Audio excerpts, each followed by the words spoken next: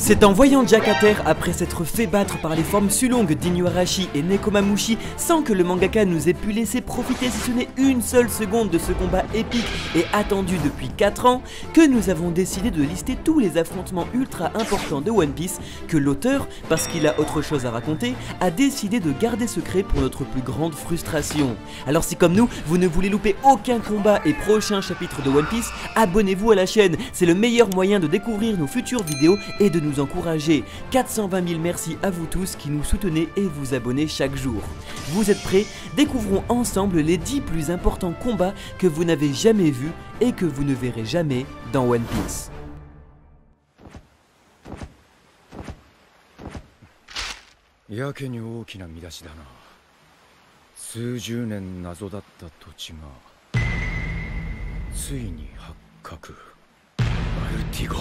La chute de Baltigo, la terre blanche ou le pays des mystères qui accueillait durant 20 ans le QG de la Révolution, introuvable, imprenable, et pourtant nous voilà au chapitre 823 lisant le journal et apprenant que l'île fut détruite par Barbe Noire et sa flotte après l'infiltration de Jesus Burgess sur un navire révolutionnaire permettant de révéler la position secrète de Baltigo.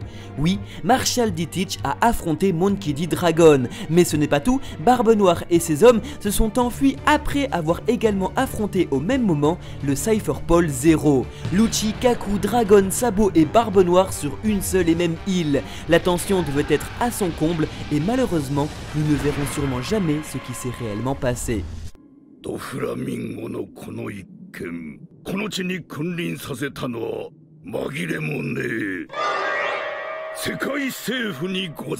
L'abolition des Shichibukai. Le sujet, bien que très tendu, était sur la table depuis longtemps.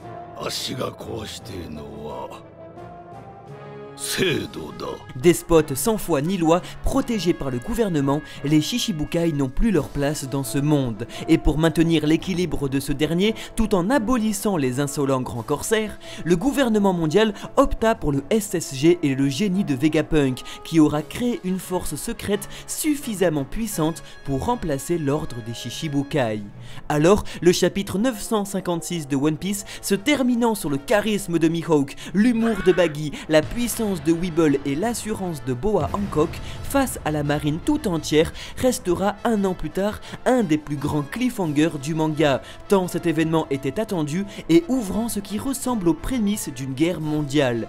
Mais non, l'auteur ne nous montrera rien et il faudra encore attendre pour voir le plus grand sabreur de l'histoire en action.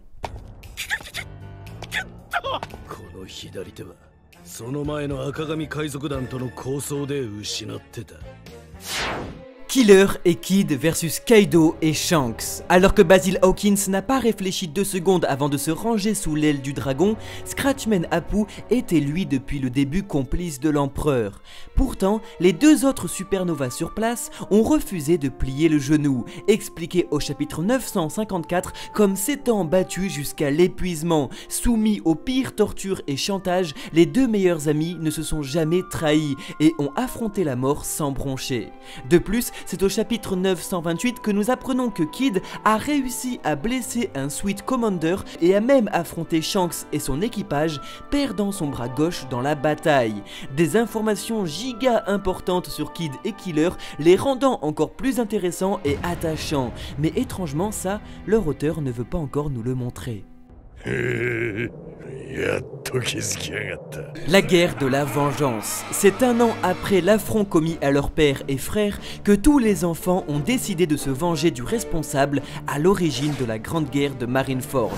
Mélangeant haine et deuil, la guerre de la vengeance est l'ultime et très frustrant affrontement du manga créé en off-panel, qui annoncera une nouvelle victoire pour l'équipage de Barbe Noire et une nouvelle défaite pour celui de Barbe Blanche. C'est après cette guerre que la flotte d'Edward Newgate se dissouda pour de bon, et les survivants, n'étant plus liés par les paroles de leur père, sont désormais libres de rejoindre qui ils souhaitent.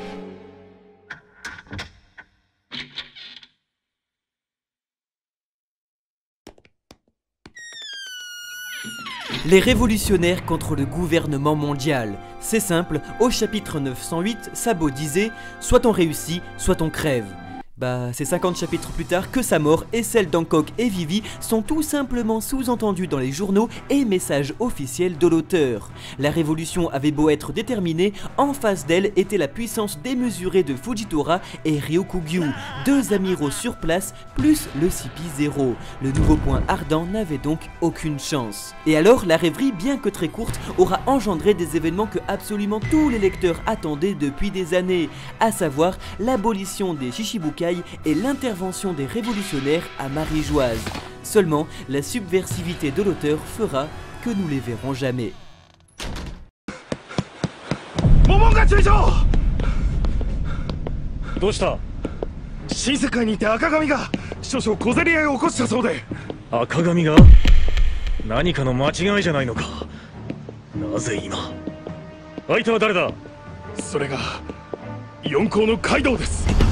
Shanks contre Kaido. Alors que Barbe Blanche, pour sauver son fils, était en route pour Marineford, Kaido et son équipage au 100 bêtes tenta de l'attaquer, mais fut intercepté et arrêté par un troisième empereur, Shanks le Roux, qui arrivera plus tard indemne à Marineford pour arrêter la guerre.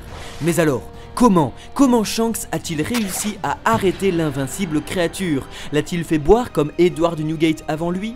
Ou bien se sont-ils affrontés?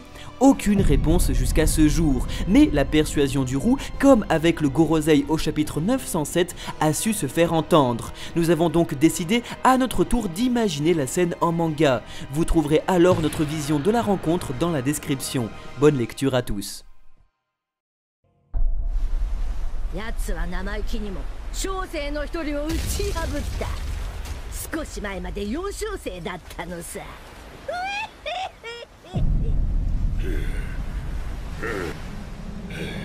Uruji versus Snack. Les Sweet Commanders sont à Big Mom ce que les Calamités sont à Kaido, la crème de la crème. Certains ont une endurance hors du commun et d'autres arrivent à voir dans le futur et sont même obligés de laisser gagner le héros principal de l'œuvre pour le faire progresser. Mais voilà que nous apprenons que Uruji, déjà très peu mis en avant par Eiichiro Oda, a réussi à en battre un. En effet, le ministre des frites, avec une prime de pourtant 600 millions de berries, fut battu par le moine fou, qui aura réussi là où Luffy et Kid auront échoué, et réalisé ce que aucune supernova aura réussi jusque-là, battre un commandant de Yonko tout seul.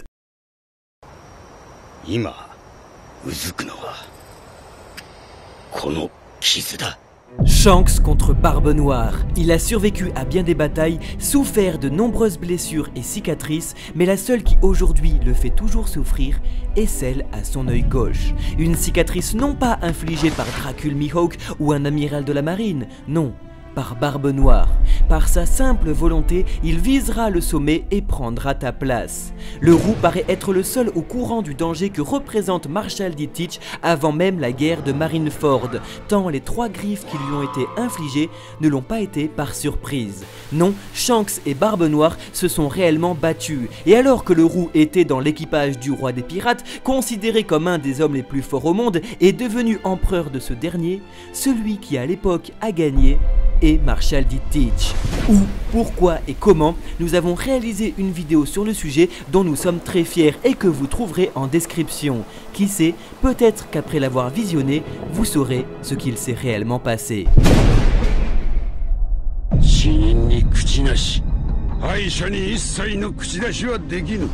Aokiji contre Akainu. C'est simple, je vendrai mon frère pour assister à cet affrontement. Jamais en 23 ans d'écriture, l'auteur nous aura proposé un duel entre deux amiraux de la marine. La lave contre la glace, deux éléments et philosophies opposées. Aokiji et Akainu se sont affrontés à mort sur Punk Hazard, éveillant leur fruit du démon jusqu'à modifier l'écosystème entier de l'île. L'un recevra une énorme balafre sur le côté droit du visage, abîmant jusqu'à même son épaule et son oreille, et l'autre perdra sa jambe. Difficile de se rendre compte de l'importance que représente ce combat dans l'histoire, tant il en résulte le choix de Kuzan à rejoindre Barbe Noire, la suprématie de Sakazuki sur la marine, une des rencontres les plus épiques du manga, et surtout la plus grande frustration des lecteurs jusqu'à ce jour.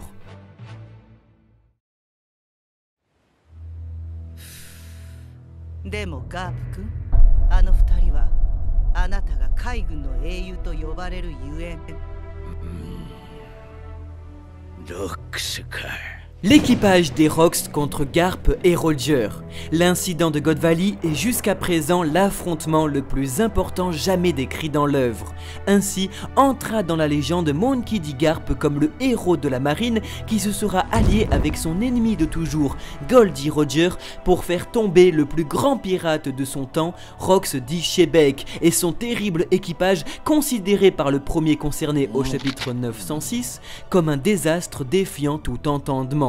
Seul et unique combat a rassemblé 3 porteurs de la volonté du dit et ceux qui plus tard deviendra les empereurs du Nouveau Monde. Les récits de God Valley s'apparentent à un conte entre mythe et réalité tant son mysticisme et absurde grandeur le rend impossible à imaginer et ridiculisant tous les exploits de Monkey D. Luffy. Année de naissance de Shanks, Poneglyph, terre sacrée des Tenryubito, secret sur ce monde, volonté du dit et disparition totale du lieu, on peut être heureux de ne jamais avoir vu cette île, car une chose est sûre, si un jour nous la voyons et apprenons ce qu'il s'est réellement passé, ce sera la fin de cette histoire.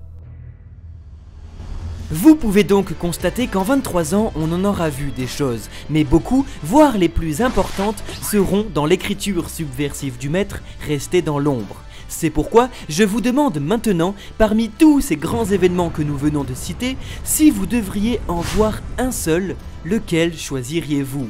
Écrivez-le en commentaire pour qu'on puisse connaître votre avis sur le sujet. Et n'hésitez pas à nous rejoindre et devenir un pirate à votre tour en vous abonnant à la chaîne. Merci à tous d'avoir regardé cette vidéo jusqu'au bout et à bientôt au Mont Corvo. Ciao ciao.